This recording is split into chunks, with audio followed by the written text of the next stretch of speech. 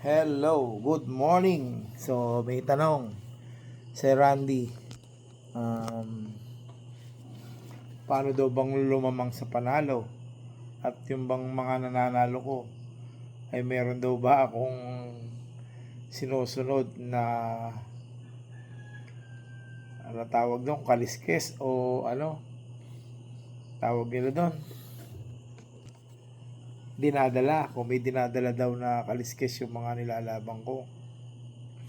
Kaya nga kung naniniwala ako sa kaliskes o sa pamahiin. Pagdating niya sa pamahiin ako hindi po ako naniniwala, saka kumisan natatawa na lang ako. So sa tagal na ng panahon na nandito ako sa Sabong, oh, iba-ibang experiences ang na-experience ko sa mga buyers ko. Sipin mo, lalaban na ng 4 cock or 3 cock, nakakondisyon na yung manok. May nagregalo sa kanya na isang babae at isang lalaki. Hindi tinuloy yung laban. So naka-point, andun na lahat, nakaligo na, naka-point na, naka-ready na, na-schedule na. At kinabukasan, ilalaban na lang, or 2 days before the fight, ilalaban na lang. So anong nangyari? Pinospon niya, ginawa niya Sabado. Sabi ko, pupospon mo, ang gagaling ng manok. Hindi, sige na, sa Sabado na lang. O sige, hindi sa Sabado. So, ayun. Kakapaniwala niya sa pamahiin o sa paniniwalang pag may dumating na manok at maglalabang ka para mo daw ikinuha ng kapalit. So, hindi po yung totoo. So, ilang beses na pong nangyari sa akin na may dumating na manok, tuloy ang laban. Pag uwi ko, champion. Tapos, so, pag daw pala papunta ng sabungan, may nakasalubong na patay, wag daw sasalubungin. Lumabang kami, si Olan pa kasama ko noon. May patay. Dalawa kasi daan galing ka sa farm ko, pwede kang kumaliwa, pwede kang kumanan. So, pag sa kanan may patay, pag sa kaliwa may patay din. Sabi ko, saan tayo dadaan, lilipad? Di, sinalubong namin yung patay. Pag uwi namin, champion din. So, hindi talaga ako naniniwala. Sa kaliskes, hindi rin ako naniniwala.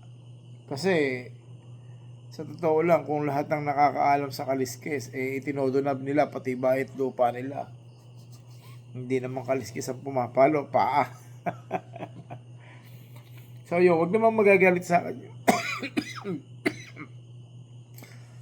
Excuse me po, wag naman po sana magagalit sa akin yung mga naniniwala sa kaliskes. Kung naniniwala po kayo, okay. Kung nananalo po kayo, okay.